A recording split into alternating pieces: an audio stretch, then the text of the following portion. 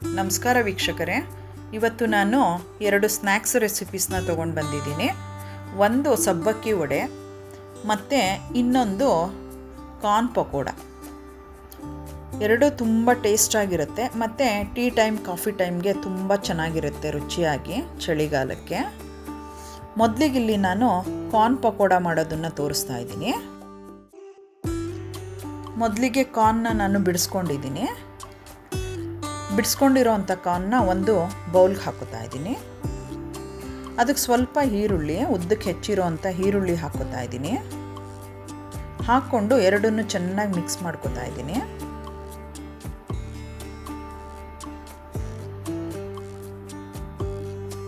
ಈಗ ಅರ್ಧ ಬೌಲು ಕಡಲೆ ಹಿಟ್ಟು ಹಾಕ್ತಾ ಇದ್ದೀನಿ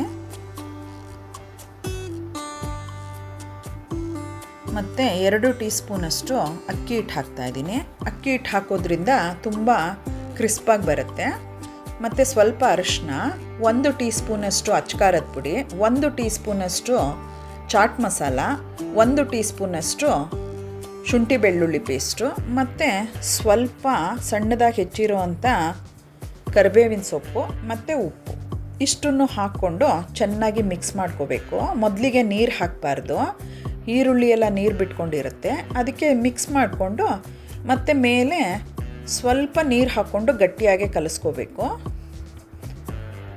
ಇಲ್ಲ ಅಂದರೆ ಕಾರ್ನೆಲ್ಲ ಬಿಟ್ಕೊಂಡ್ಬಿಡುತ್ತೆ ಎಣ್ಣೆಗೆ ಹಾಕಿದಾಗ. ನೋಡಿ, ಇದಾಗಿದೆ. ಕಾಯ್ದಿರೋ ಎಣ್ಣೆಗೆ ಉಂಡೆಗಳನ್ನು ಹಾಕ್ತಾಯಿದ್ದೀನಿ.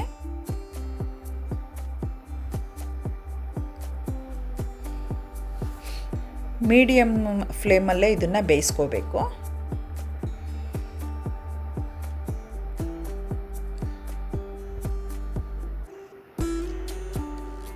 ಎರಡೂ ಕಡೆ ಚೆನ್ನಾಗಿ ಬೇಯಿಸ್ಕೋಬೇಕು.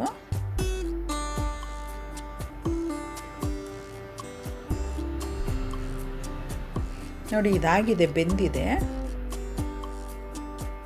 ಈ ಥರ ಬ್ರೌನಿಶ್ ಆಗಿ ಸ್ವಲ್ಪ ಬೇಯಿಸ್ಕೊಂಡ್ರೆ ಕ್ರಿಸ್ಪಿಯಾಗಿರುತ್ತೆ.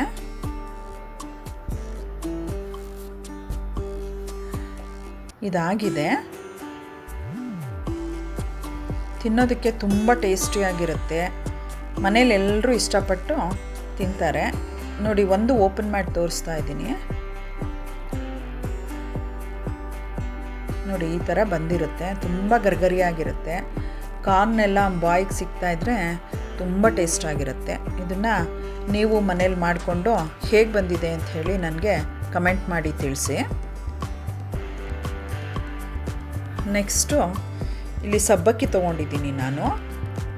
ಅದನ್ನು ಚೆನ್ನಾಗಿ ತೊಳೆದು ಒಂದು 4 ರಿಂದ 5 ಗಂಟೆ ಟೈಮ್ ನೆನೆಸ್ಬೇಕು.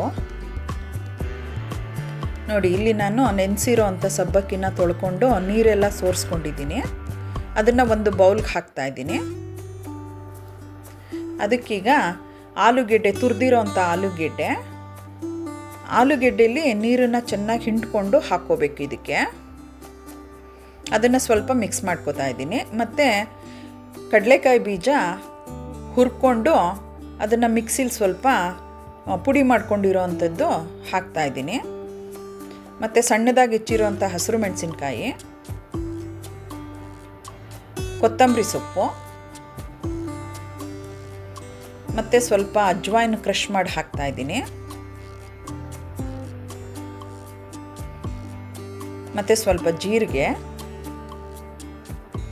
ಉಪ್ಪು ಇಷ್ಟನ್ನು ಹಾಕ್ಕೊಂಡೀಗ ಕಲಿಸ್ಕೋಬೇಕು ಚೆನ್ನಾಗಿ. ಎಲ್ಲ ಒಂದಕ್ಕೊಂದು ಚೆನ್ನಾಗಿ ಮಿಕ್ಸ್ ಆಗಬೇಕದು. ನೋಡಿ, ಇದಾಗಿದೆ. ಈಗ ಸ್ವಲ್ಪ ಕಾರ್ನ್ಫ್ಲೋರ್ ಹಾಕ್ತಾಯಿದ್ದೀನಿ ನಾನು. ಬೈಂಡಿಂಗಿಗೆ ಹಾಕ್ಕೋತಾ ಇದ್ದೀನಿ. ಈಗ ಸಣ್ಣ ಗಾತ್ರದ ಉಂಡೆ ತೊಗೊಂಡು ಸ್ವಲ್ಪ ಪ್ರೆಸ್ ಮಾಡ್ಕೋಬೇಕು ವಡೆ ಆಕಾರಕ್ಕೇ. ಅದು ತುಂಬ ತಿಕ್ಕಾಗಿರಬಾರ್ದು, ಸ್ವಲ್ಪ ತಿನ್ನಾಗಿದ್ದರೆ ಚೆನ್ನಾಗಿರುತ್ತೆ.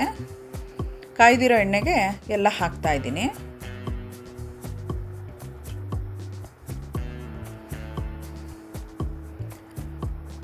ಎರಡೂ ಕಡೆನೂ ಚೆನ್ನಾಗಿ ಬೇಯಿಸ್ಕೋಬೇಕು. ಇದು ಆಲೂಗೆಡ್ಡೆ ಹಾಕಿರೋದ್ರಿಂದ ನಾವು ಬೇಯಿಸ್ಕೊಂಡಾಗ ಬ್ರೌನ್ ಕಲರ್ ಬರುತ್ತೆ. ಇದಾಗಿದೆ ನೋಡಿ, ಚೆನ್ನಾಗಿ ಬೆಂದಿದೆ. ತೆಗಿತಾ ಇದ್ದೀನಿ.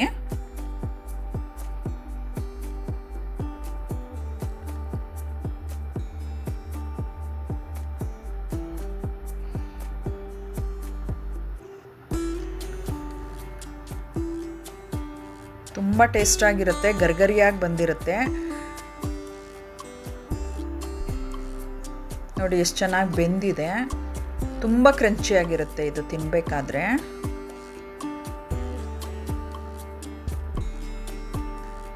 ನೀವು ಈ ರೆಸಿಪಿ ಮನೇಲಿ ಮಾಡಿಕೊಂಡು ನನಗೆ ಕಮೆಂಟ್ ಮಾಡಿ ತಿಳಿಸಿ ಹೇಗೆ ಬಂದಿದೆ ಅಂತ ಹೇಳಿ. ನನಗೆ ಎನ್ಕರೇಜ್ ಮಾಡಿ. ನನ್ನ ಚಾನೆಲ್ಗೆ ಸಬ್ಸ್ಕ್ರೈಬ್ ಆಗಿ, ಲೈಕ್ ಮಾಡಿ, ಶೇರ್ ಮಾಡಿ, ಕಮೆಂಟ್ ಮಾಡಿ, ಬೆಲ್ ಐಕಾನ್ ಪ್ರೆಸ್ ಮಾಡಿ. Thank you.